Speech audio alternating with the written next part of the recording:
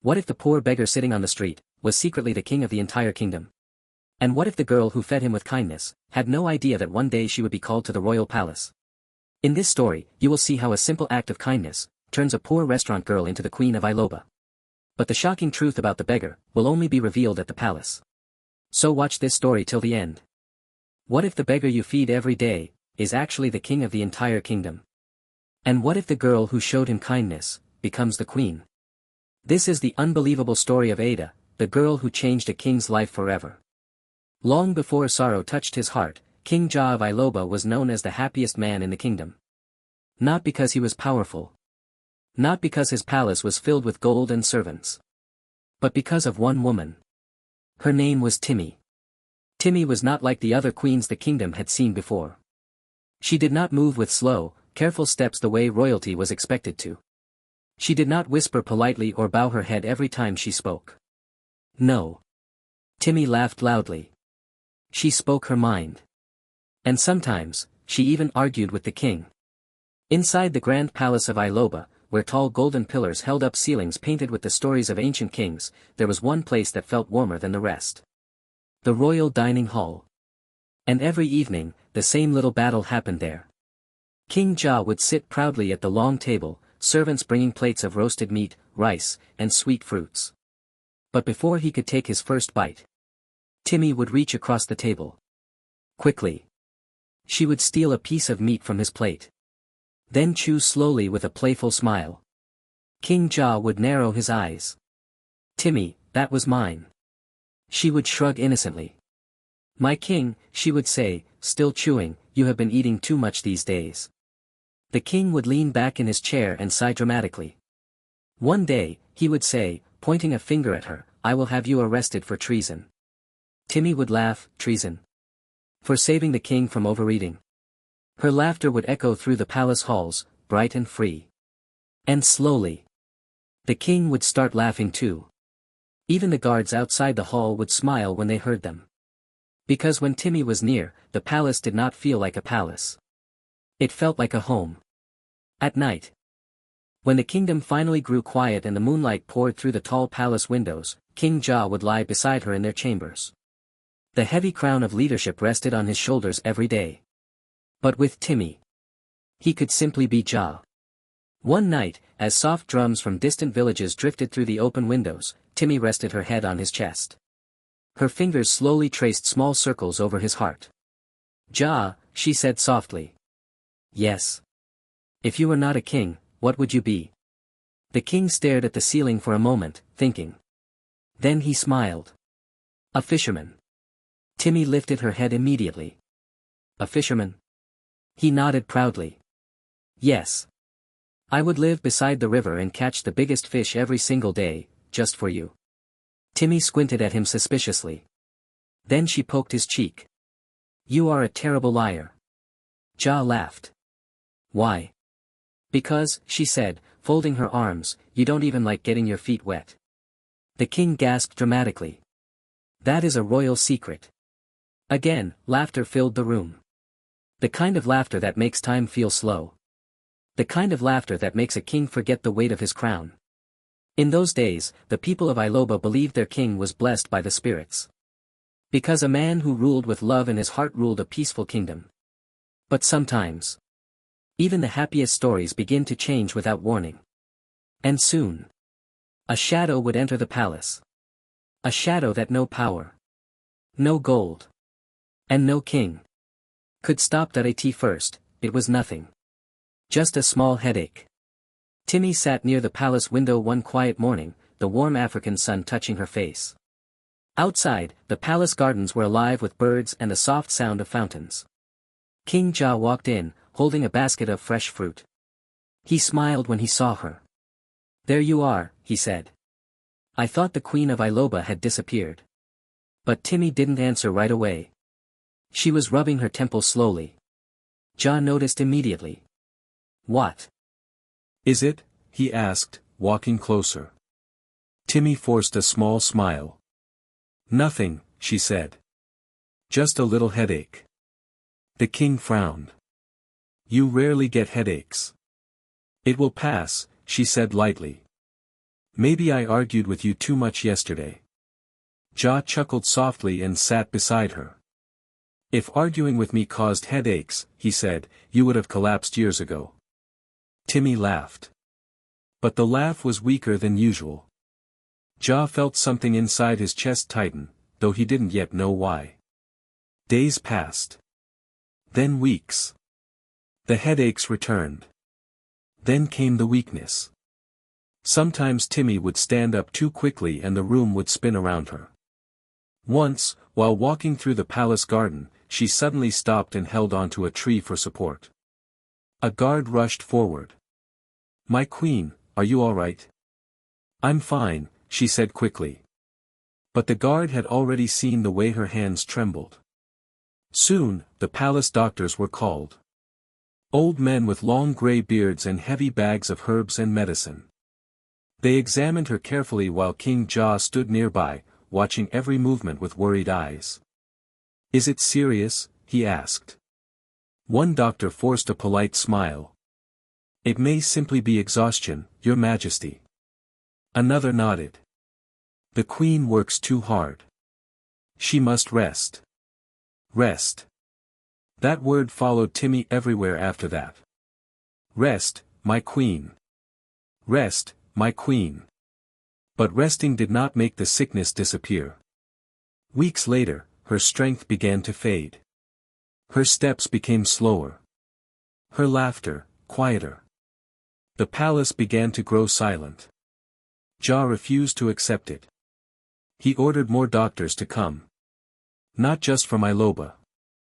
From distant lands. Men who traveled for weeks across deserts and forests to reach the palace. They brought new medicines. Strange instruments.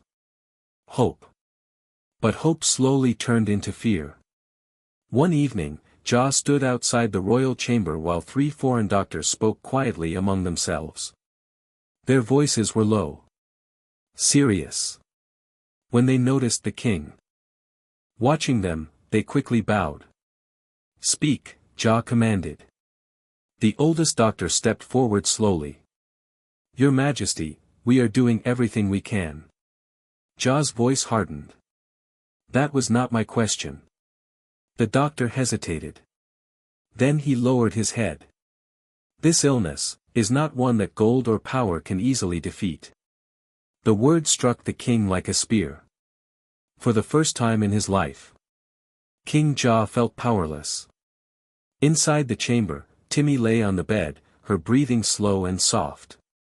When Ja entered, she opened her eyes and smiled weakly. There you are, she whispered.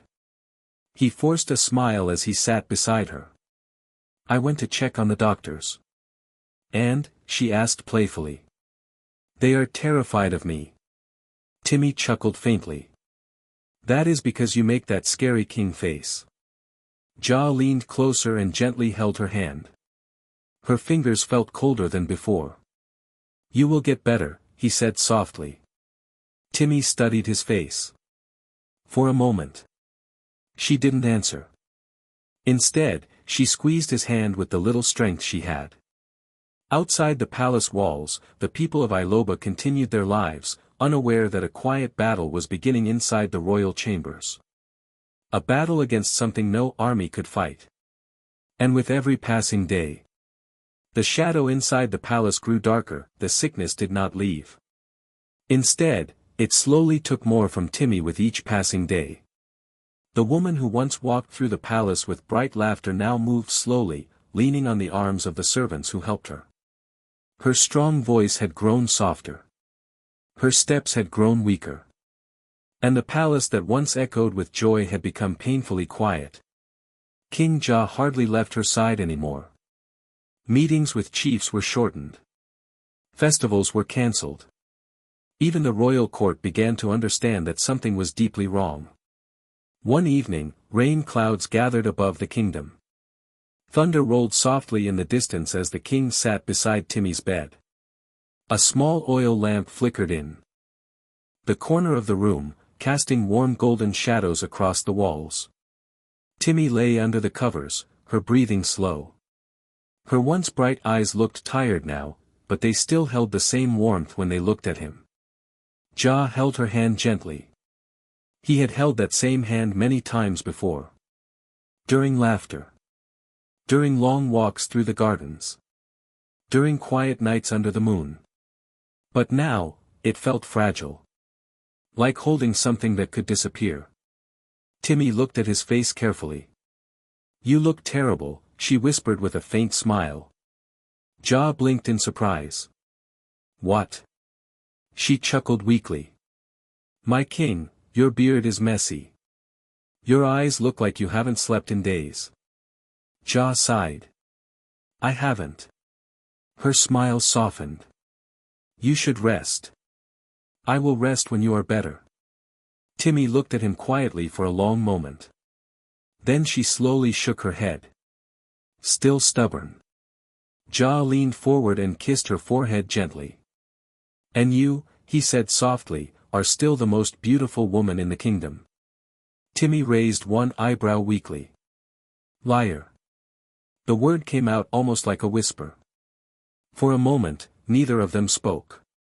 The rain outside grew heavier, tapping softly against the palace windows. Then Timmy slowly turned her head and looked at him again. Her eyes had changed. There was something deeper in them now. Something serious. "Ja," she said softly. He looked at her immediately. "Yes." She tightened her fingers around his hand, though her strength was fading. "Promise me something." The king frowned. "Anything." Timmy took a slow breath. "When I am gone, you must love again." The words froze the air in the room. Ja's heart felt like it had stopped beating. "No," he said quietly. Timmy continued gently. "You must not spend your life alone." He shook his head quickly. "Don't say that." "Ja." "Don't say that," he repeated, louder this time. His voice trembled. For the first time since becoming king. He looked afraid. Timmy watched him carefully. Her eyes filled with soft sadness. "I have never asked you for anything," she whispered. The king looked down at their hands. She was right. Timmy had never asked him for riches. Never asked him for power. Never asked him for anything at all. She had only ever asked for his love. Slowly. Tears began to fill his eyes. "You are not leaving," he said quietly. But even he did not believe the words anymore. Timmy gently lifted his hand and pressed it against her cheek. Her skin felt cool. "Promise me," she whispered again. The king closed his eyes. The room was silent except for the rain. Finally. He nodded. Slowly. Painfully. "I promise." A soft smile appeared on Timmy's face. A peaceful smile. As if hearing those words had lifted a heavy weight from her heart. She squeezed his hand one last time. And as the rain continued to fall outside the palace, the Queen of Iloba quietly drifted into her final sleep. King Ja sat there for a long time after that. Still holding her hand. Still hoping she would wake up. But the palace had already begun to feel colder. And somewhere deep in his heart, the happiest king in the world had just become the loneliest man alive. The drums of Iloba used to beat every night.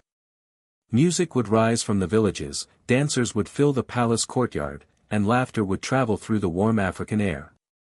But after Queen Timmy was gone, the drums slowly fell silent. 5 years passed. And the palace that once felt alive now felt like a giant empty shell. King Ja still ruled the kingdom. He still sat on the golden throne. He still listened to chiefs, signed orders, and judged disputes among his people. But the man who did those things was not the same man anymore. The people noticed it first. During the Great Harvest Festival, when the entire kingdom gathered to celebrate, the king was supposed to appear on the palace balcony. The crowd waited, drummers waited. Dancers waited.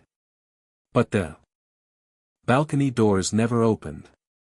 Inside the palace, King Ja sat alone in a quiet room. In front of him was the same long dining table where he and Timmy once laughed together. A servant carefully placed a plate of roasted meat before him. "My king," the servant said respectfully, "your dinner." Ja stared at the plate. For a moment, he remembered something. The quick hands that used to steal food from his plate. The playful voice. "My king, you have been eating too much." Slowly, he pushed the plate away. "I'm not hungry," he murmured. The servant hesitated. "But your majesty, you have not eaten since morning." Ja didn't answer. The servant quietly bowed and left the room. The palace hall felt colder than ever. Later that night, the king walked through the palace gardens alone. The same gardens where he and Timmy used to walk beneath the moonlight. The same fountain where she once splashed water on him and ran away laughing. Now the fountain only made a quiet sound as water trickled down the stone. Ja stood there for a long time, looking at the empty paths. Sometimes he imagined he could still hear her laughter carried by the wind. But when he turned around, there was no one there. Inside the palace, the elders of Iloba had begun to worry. One afternoon, they gathered in the royal council hall. Chief Okafor, the oldest among them, stroked his gray beard thoughtfully. "This cannot continue," he said quietly. Another elder nodded.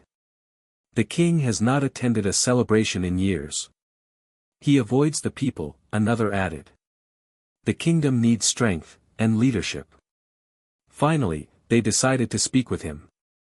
That evening, the elders stood before the throne. King Ja sat quietly, his crown resting on his head, though his eyes looked tired. Chief Okafor stepped forward carefully. "Your Majesty," he said respectfully. Ja looked at him. "Yes, Chief." Okafor cleared his throat. "The people of Iloba love you." Ja gave a faint nod. "And they worry about you." The king remained silent. Another elder stepped forward. "The throne cannot remain without an heir forever." Ja's expression changed slightly. The word heir echoed through the hall. Chief Okafor spoke again, gently. "My king, it has been 5 years." The room grew quiet. "You must take a new wife." For a moment, no one spoke. Ja slowly stood from his throne. He walked toward the tall windows of the hall and looked out at the kingdom stretching far into the distance. Fields. Villages. Rivers. All the land he ruled. But his voice, when he finally spoke, carried quiet pain. "How do I marry a woman who only sees the crown, and not the man wearing it?" The elders exchanged glances. Ja continued softly. "How do I give my heart to someone who does not know who I truly am?" No one had an answer. The elders stood there in silence. And that night, long after everyone had left the palace hall, King Ja remained standing by the window. Thinking. Remembering. And slowly, a strange idea began to form in his mind. An idea that would soon change his life. And lead him far away from the palace of Iloba. Morning sunlight slowly spread across the royal courtyard of Iloba. The palace guard stood tall beside the gates. Servants moved quietly through the halls, carrying water, food, and messages. From the outside, the palace still looked strong. Still looked proud. But inside its walls, something important was missing. The sound of joy. That morning, King Ja sat on his throne during the royal court meeting. The throne was made of carved wood and gold, standing high above the hall so the king could see everyone who entered. Chiefs from different villages had come to speak about crops, land disputes, and trade. Ja listened carefully. He answered wisely. He ruled just as a king should. But the elders sitting below the throne watched him with worried eyes. Because even though he ruled well, his heart was still somewhere else. When the last villager left the hall, the royal guards closed the great wooden doors. The hall became quiet. Now only the elders remained. Chief Okafor slowly stood up. He was the oldest man in the council, his beard long and white like the feathers of a wise bird. "My king," he said respectfully. Ja looked down from the throne. "Yes, Chief Okafor." The old man placed his walking staff gently on the floor. "We must speak with you, about the future of Iloba." The king already knew where the conversation was going. Still, he nodded. "Speak." Another elder stepped forward. "My king, you are loved by the people. And the kingdom is peaceful," another added. "But peace must be protected." Ja's eyes slowly moved from one elder to another. Then Chief Okafor said the words everyone had been holding back. "The kingdom needs an heir." The hall grew quiet again. Outside, distant birds called from the palace gardens. But inside the room, the silence felt heavy. Ja leaned back in his throne.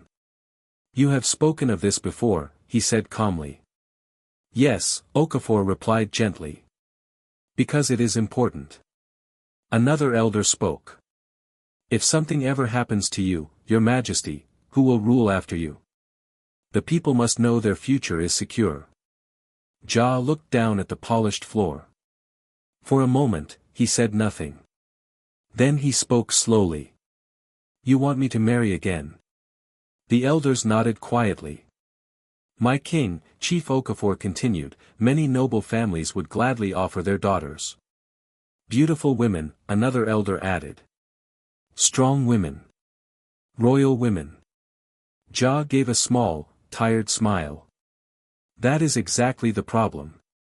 The elders exchanged confused glances. Ja stood from the throne and slowly walked down the steps. His voice became softer.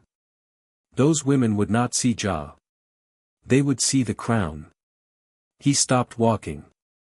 They would see power. They would see gold. But they would not see the man. The elders listened. Carefully.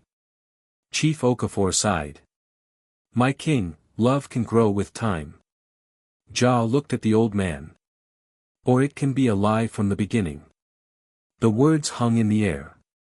For a long moment, no one spoke.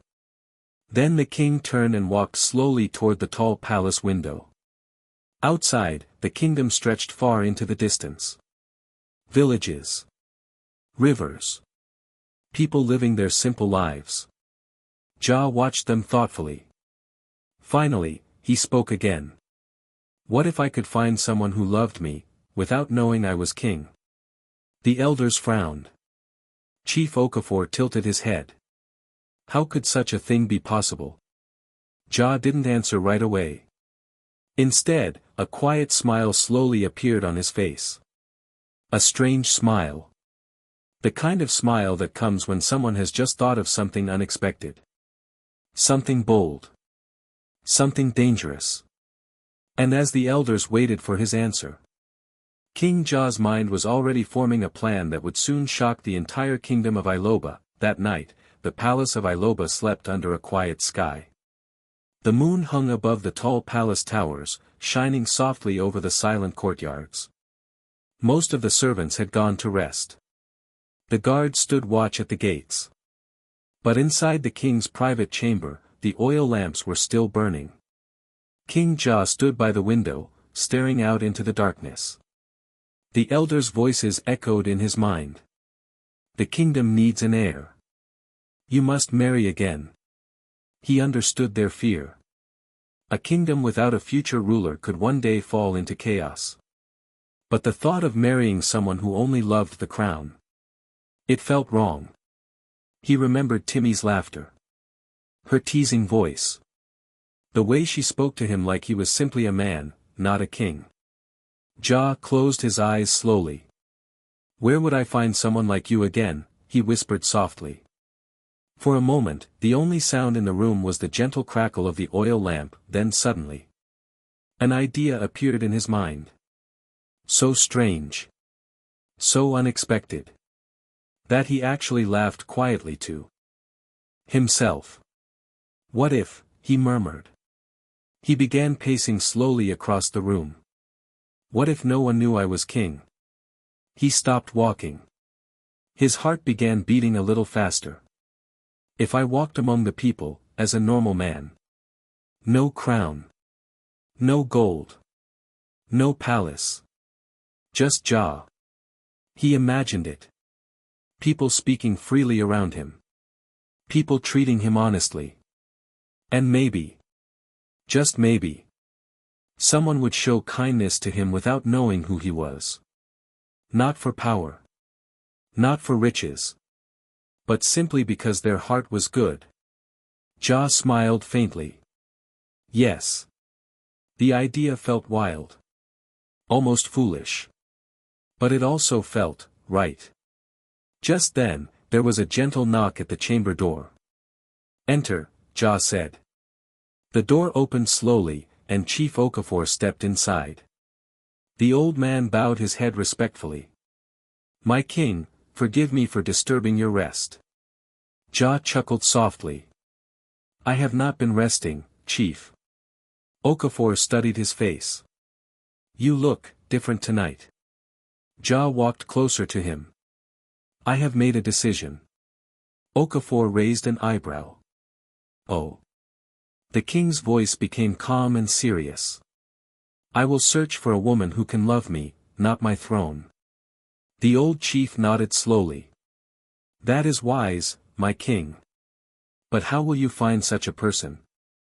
Jah's eyes sparkled slightly. By becoming someone else. Okafor frowned. I do not understand. Jah leaned forward a little. I will leave the palace. The old chief blinked. My king, leave? Yes. For how long? Okafor asked carefully. Jah smiled. For as long as it takes. The old man's grip tightened around his walking staff.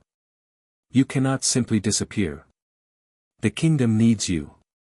I will not abandon my duty, Jah replied calmly. The council will rule in my absence, just as it does during my travels. Okafor shook his head slowly. But where will you go?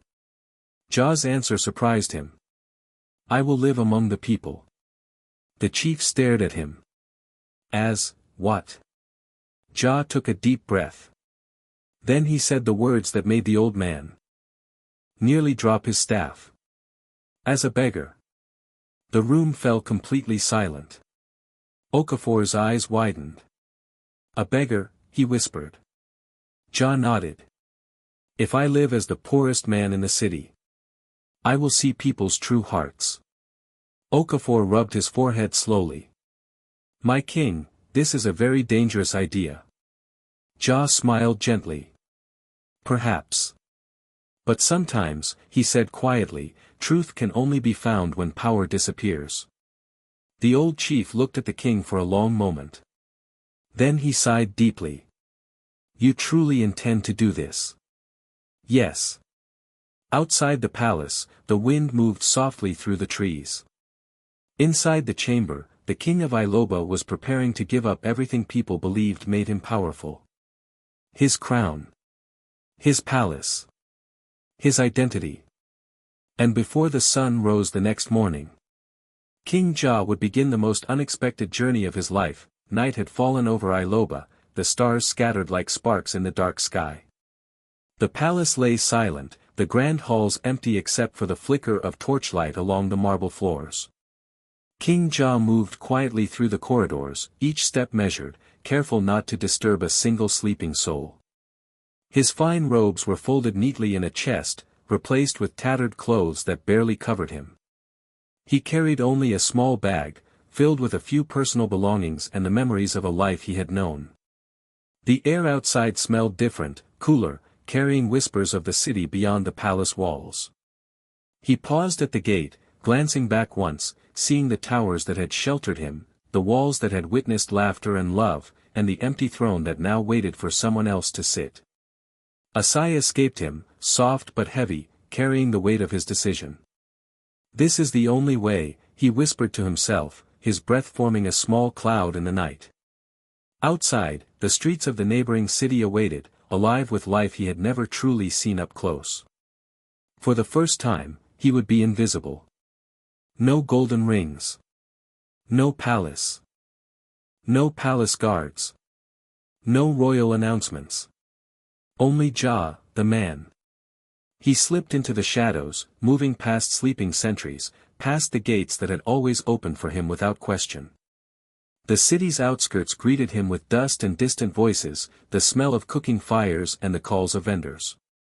The cobblestones were rough under his feet, the air sharp against his skin.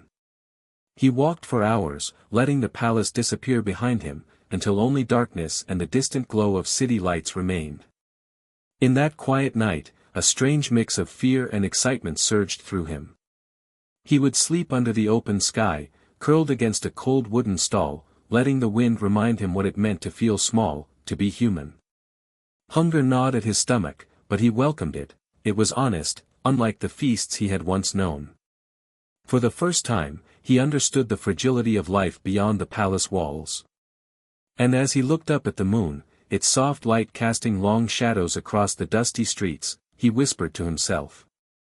Tomorrow, I begin to truly see the hearts of men, and perhaps, find the heart of the woman who will love me, not as a king, but as a man. The city slept unaware of the silent figure moving among them, a king in disguise, ready to step into a world that would test him in ways no palace ever could. And so, King Ja disappeared into the night, leaving behind everything he had ever known, carrying only hope, courage, and the memory of the love that had once made him whole. The first morning on the streets was harsh. The cold air bit at Ja's skin through his thin, tattered clothes. The dirt beneath him was unforgiving, rough against his tired bones. He walked slowly through the bustling city, each step a new lesson in humility. The people around him didn't see a king, they saw nothing at all. Children ran past, laughing, their bare feet slapping against the stone roads. Merchants shouted prices, hawking roasted corn, frying fish, and fruit piled high in baskets. The smells made his stomach twist with longing. Ja approached a small stall, hesitant. He asked softly, "Please, just a little water." The vendor didn't even look at him. A sharp laugh, a shake of the head, and he moved on. Ja clenched his fists, the urge to demand respect rising, but he stopped. No crown, no guards, no title. He was a man alone. Days passed, and hunger gnawed at him, sharp and relentless. His body grew weaker, but his spirit learned patience. He watched. He listened. He learned how people survived when the world ignored them. He saw cruelty in some, a man spitting near a beggar's feet, children stealing to eat. But he saw kindness too. A mother giving her last piece of bread to her child, a boy sharing water with a stray dog, neighbors quietly helping one another without expecting praise. Ja began to understand the delicate balance of life outside the palace walls. One evening, curled beneath a broken wooden stall, he whispered to himself, "This is the world I've ruled over, yet never truly known." Then he noticed her. A young woman, moving like sunlight among the shadows. She carried dishes, cleared tables, and still smiled as if the world were hers to brighten. Her skin glowed under the lantern light, her eyes held a spark that cut through the grime and the pain of the streets. Ja watched her help an old woman struggle with a heavy bowl of soup. He saw her patience, her kindness, her strength. For the first time in weeks, he felt warmth rise in his chest, not from food, not from comfort, but from hope. The city was cruel, yes, and it would test him. But perhaps, just perhaps, he had begun to find something more important than gold, more precious than a throne, a heart that could see him for who he truly was. And as he curled back beneath the wooden stall, the night quiet around him, Ja whispered to the stars above. "Tomorrow, I will meet the one who can teach me what it means to be loved, for me, not my crown." The city slept unaware of the king in disguise, but for Ja, a new life had quietly begun. The next morning came with a gnawing emptiness. Ja woke stiff and cold, the rough wooden boards beneath him offering no comfort. His stomach growled, a hollow, desperate sound that seemed louder than the bustling city around him. He wandered through the streets, eyes scanning for even a scrap of food. Each day brought the same lesson: survival was never easy, and nothing was given freely. A boy darted past him, holding half a loaf of bread. Ja called after him softly, "Please, share just a bite." The boy glanced back, eyes wide, then ran on. Ja lowered his gaze, swallowing the sting of rejection. Hunger was a teacher, harsh, unyielding, yet honest. Hours passed. His legs ached. His hands trembled from weakness. Even the water he begged for was denied, some merchants scoffing at the lazy beggar sitting by their stalls. One man, dressed in silks that gleamed under the sun, spat near Ja's feet. "Lazy fool," he muttered, and walked on without another glance. Pain pressed into Ja's chest. The world he had once ruled, the wealth he had commanded, all of it meant nothing here. Here, a man's heart, his will, and his kindness were his only currency. Yet in this struggle, Ja began to notice small miracles. A mother bending to tie her daughter's shoe stopped to place a small piece of bread in the hand of a starving child. A young boy offered his last sip of water to a stray dog. A neighbor quietly gave coins to an old man with no home. These moments, small but brilliant, pierced the darkness around him. Hope was subtle, hidden in the kindness of strangers. That evening, curled beneath the wooden stall again, Ja whispered to the city, "I will endure. I will learn. I will understand this world, so I may find the one who sees hearts, not crowns." And just as the stars began to flicker above, his eyes fell on her, moving through the crowd with a grace he could not ignore. The girl who worked tirelessly, yet still smiled. The girl who would unknowingly teach him that even in hunger, life could be brightened by one heart willing to care. And in that quiet alley, Ja realized, struggle was not the end, it was the beginning of understanding, and perhaps, of love. On the third day of his hunger, as Ja shuffled along the crowded streets, he barely noticed the world around him. His eyes were hollow, his body weak, and his heart heavy with the weight of emptiness. Every face that passed seemed distant, every footstep a reminder of his invisibility. Then, a soft voice called out, gentle and unafraid. "Here, eat." Ja looked up. A young girl stood before him, holding a steaming plate of rice and beans. Her brown skin glowed under the late afternoon sun, and her eyes, deep and kind, held no judgment, only concern. I can't," Ja whispered, his voice cracked, unsure if he had even spoken in hours. "Why not?" she asked simply, tilting her head. "You're hungry. This is for you." Her hands were small, but firm, placing the plate gently on the dusty ground in front of him. There was no hesitation, no expectation of thanks, only care. Ja stared at the food. The smell alone made his stomach twist, but more than that, it stirred something in his chest, a warmth he had not felt since leaving the palace. Why are you helping me?" he finally asked, his voice barely above a whisper. "Because you're hungry," she said, her smile soft and effortless. "It's what we do for each other."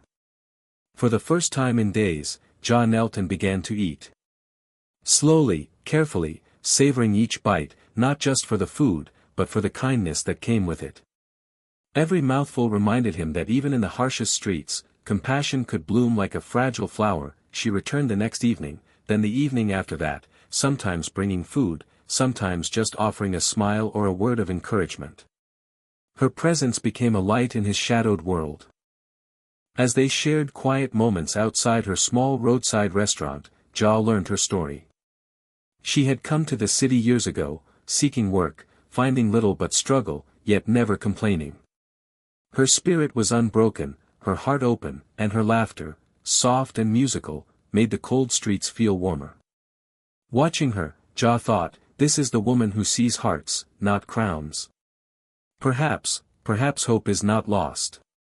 And in the glow of the evening, as the city hustled and roared around them, Ja understood, sometimes, salvation comes not from gold or power, but from a simple act of kindness. Each evening, as the sun dipped low and painted the city in gold and crimson, Ja found himself returning to the small restaurant.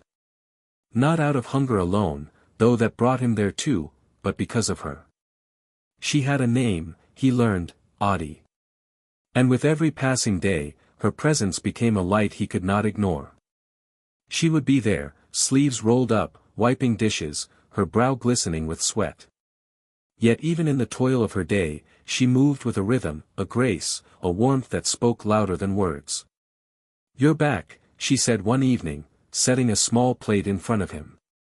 Her voice held no surprise, only the quiet acceptance of someone who understood struggle. "Yes," he said, trying to sound casual, though his heart hammered in his chest. I like to see you." Audie smiled, a little mischievous, a little soft. "Is that why you show up every day?" "Perhaps," Ja admitted, a small laugh escaping. "Or maybe. I need the lessons you give me." She tilted her head, curiosity in her gaze.